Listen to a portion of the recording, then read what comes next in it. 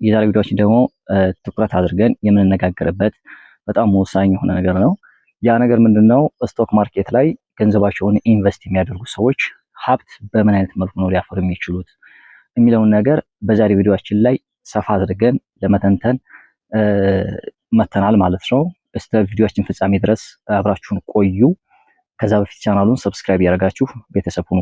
ስቶክ ማርኬት የምንለው ወይም ደግሞ የሰነዶች ገበያ ዓለም ላይ ከሚገኙ ሰዎች ገንዘባቸውን ኢንቨስት ከሚያደርጉባቸውና ከፍተኛ ገንዘብ ከሚያገኙባቸው የገበያ ስርዓቶች ውስጥ አንዱ ነው። አሁን ላይ ከካፒታል ማርኬቶች ውስጥ ደግሞ ስቶክ ማርኬትን ነው የምንመለከተው። ስቶክ ማርኬት ላይ ገንዘባቸውን ኢንቨስት የሚያደርጉ ሰዎች ወይም አክሲዮን የሚገዙ ሰዎች ሀብት የሚያፈሩት በዋናነት በሁለት መልኩ ነው ስንል የመጀመሪያው ከዲቪደንድ ነው። ከዲቪደንድ ነው ስንል የትርፍ ክፍፍል ከሚገኝ ገቢ ነው። ካምፓኒው ላይ ገንዘባችሁ ኢንቨስት ካደረጋችሁ በኋላ በአመቱ መጨረሻ ላይ ያ ካምፓኒ ለእናንተ ትርፍ ክፍፍል ሲያከፋፍል ባላችሁ የሼር መጠን ልክ ወይም ደግሞ ድርሻ ልክ ምን ያስባል? ትርፍ ያስባል ወይም ፕሮፊት ያስባል። ለምሳሌ አንድ ሰው ኢትዮ ቴሌኮም ካምፓኒ ላይ ገንዘቡን ኢንቨስት ቢያደርግ 100,000 ብር ኦር 1 ሚሊዮን ብር 500,000 ብር ኢንቨስት ቢያደርግ ኢትዮ ቴሌኮም በአመቱ መጨረሻ ላይ ትርፍ ካገኘ በኋላ ወይም ደግሞ ከአመቱ መጨረሻ ላይ ለባለቤቶቹ የትርፍ ክፍፍል ሲያከፋፍል ያ ሰው በገዛው የስቶክ መጠን ልክ ወይም ደግሞ የስቶክ ድርሻ ልክ ምን ያገኛል ማለት ነው? ዲቪደንድ ያገኛል ወይም ትርፍ ያገኛል።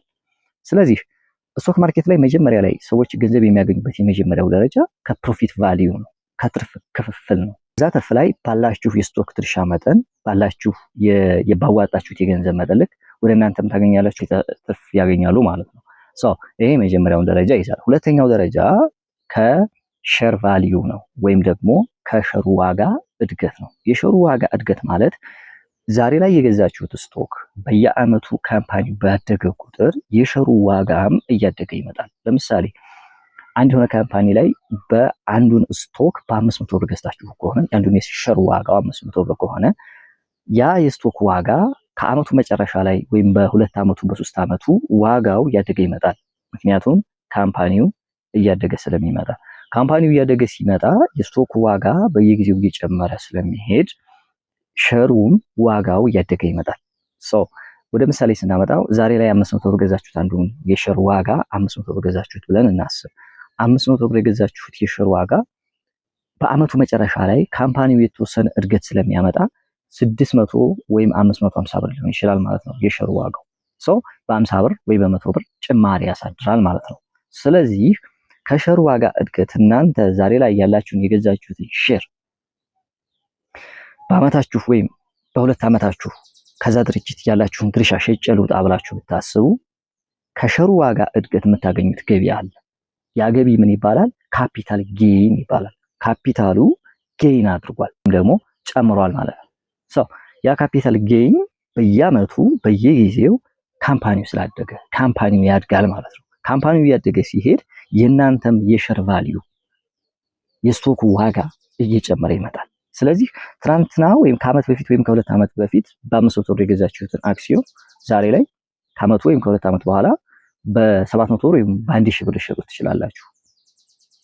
ይሄ እንደ አክሲዮኑ ዋጋ እንደ ድርጅቱ እድገት የሚወሰን ቢሆንም፣ ስለዚህ ስቶክ ማርኬት ላይ ገንዘባቸውን ኢንቨስት የሚያደርጉ ሰዎች ሀብት የሚያፈሩት በዋናነት ከፕሮፊት ቫልዩ የመጀመሪያው ነው፣ ከሸሩ ከፕሮፊት ነው፣ በየጊዜው በየአመቱ ከሚከፋፈል ትርፍ ነው፣ ያ ማለት ከዲቪደንድ።